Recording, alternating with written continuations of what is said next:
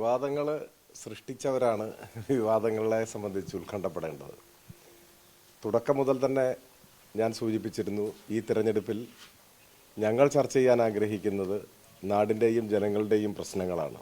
വികസന കാര്യങ്ങളും വികസന സാധ്യതകളും അതുപോലെ തന്നെ സർക്കാർ നടപ്പിലാക്കാൻ ശ്രമിക്കുന്ന പദ്ധതികളെ സംബന്ധിച്ച് ഇങ്ങനെയൊക്കെയുള്ള കാര്യങ്ങളാണ് ഞങ്ങൾ ചർച്ച ചെയ്യാൻ ശ്രമിച്ചിരുന്നത്.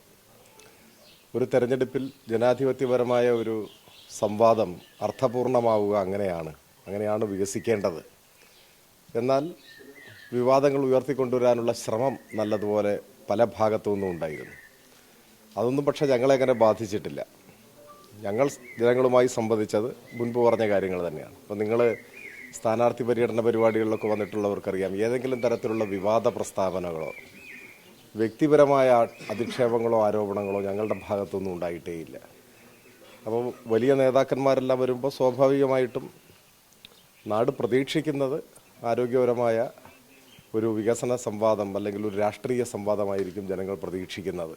അപ്പോൾ ആ നിലയിൽ വികസിച്ചാൽ നല്ലത് എന്ന അഭിപ്രായമാണ് എനിക്കുള്ളത്. പക്ഷേ ഇന്നലെ മുഖ്യമന്ത്രി വേദിയിൽ തന്നെ പ്രതിപക്ഷ മലപ്പുറം ഒന്ന് സൂചിപ്പിച്ചു പോയിരുന്നു, കുത്തിപ്പോയിരുന്നു അങ്ങനെ പറയണമെങ്കിൽ.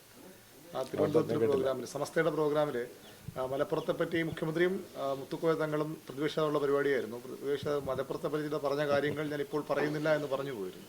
ഞാൻ മുമ്പേ സൂചിപ്പിച്ചതാണ്, തെരഞ്ഞെടുപ്പ് ചർച്ചകളെ വഴിതെറ്റിച്ചുവിടാനും വർഗീയമായ ചേരിതിരിവ് സൃഷ്ടിക്കാനും ഉദ്ദേശിക്കുന്ന പ്രസ്താവനകൾ ആര് നടത്തിയാലും അത് നമ്മുടെ നാടിന് ഗുണമല്ല ചെയ്യുക. അത്തരത്തിലുള്ള നീക്കം നടത്തിയപ്പോഴാണ് പറയേണ്ടി വന്നത്. മലപ്പുറത്തെക്കുറിച്ചൊക്കെ പറയുമ്പോൾ മലപ്പുറം ജില്ല രൂപീകരിക്കുന്നതിന് തന്നെ എതിര് നിന്ന്, വർഗീയമായി തന്നെ എതിര് നിന്ന ഒരാരൊക്കെ വഴിക്കടവിൽ നിന്നും കോഴിക്കോട്ടേക്ക് പുറപ്പെട്ട മലപ്പുറം ജില്ലാ വിരുദ്ധ ജാഥയുടെ ക്യാപ്റ്റൻ ആരായിരുന്നു എന്നൊക്കെ പറയേണ്ടി വരുമോ അപ്പോൾ ചരിത്രം. അപ്പോൾ അത് ഞങ്ങൾ ആഗ്രഹിക്കുന്നതല്ല. നമ്മൾ അത്തരം കാര്യങ്ങൾ വിടുകയും നിലവിലുള്ള സാഹചര്യങ്ങളെ സംബന്ധിച്ച് ചർച്ച ചെയ്യുകയൊക്കെയാണ് വേണ്ടത്. അത് ഞാൻ വീണ്ടും പറയുന്നു, ഒരു തെരഞ്ഞെടുപ്പ് കൊണ്ട് നാടിനും ജനങ്ങൾക്കും ഗുണമുണ്ടാവുക വികസന കാര്യങ്ങളും വികസന സാധ്യതകളും ജനങ്ങളുടെ പ്രശ്നങ്ങളും അവയുടെ പരിഹാര മാർഗങ്ങളും ചർച്ച ചെയ്യുമ്പോഴാണ്. അതിനെല്ലാവരും തയ്യാറാകുകയാണ് വേണ്ടത്. അതിന് കെൽപ്പില്ലാതെ വരുമ്പോഴാണ് പലപ്പോഴും വിവാദങ്ങളിൽ അഭയം തേടാൻ ശ്രമിക്കുക. അത് നമ്മുടെ നാടിന് അതുകൊണ്ട് പ്രത്യേകിച്ച് ഒരു ഗുണവുമില്ല എന്ന് മാത്രമേ പറയാനുള്ളൂ.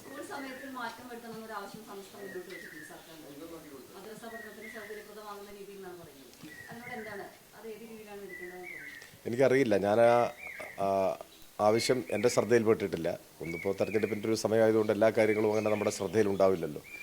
നിലവിൽ തന്നെ ഏതെങ്കിലും ആളുകൾക്ക് ഏതെങ്കിലും തരത്തിലുള്ള ബുദ്ധിമുട്ട് സ്കൂൾ സമയവുമായി ബന്ധപ്പെട്ട് നമ്മുടെ ശ്രദ്ധയിൽ വന്നിട്ടില്ല. എല്ലാവർക്കും യോജിക്കുന്ന, ആർക്കും അങ്ങനെ കാര്യമായ പരാതികൾ ഇല്ലാത്ത വിധമാണ് മുൻപോട്ട് പോയിക്കൊണ്ടിരിക്കുന്നത്. പ്രത്യേകമായ എന്തെങ്കിലും ഒരു ആവശ്യം ഉയർന്നു വന്നിട്ടുണ്ടെങ്കിൽ അതിൻ്റെ പശ്ചാത്തലം എന്താണ്, അതിൻ്റെ പ്രായോഗികത എന്താണെന്നൊക്കെ പരിശോധിച്ച ശേഷം മാത്രമേ നമുക്ക് ആ കാര്യത്തിൽ ഒരു നിലപാടോ അഭിപ്രായമോ പറയാൻ പറ്റൂ.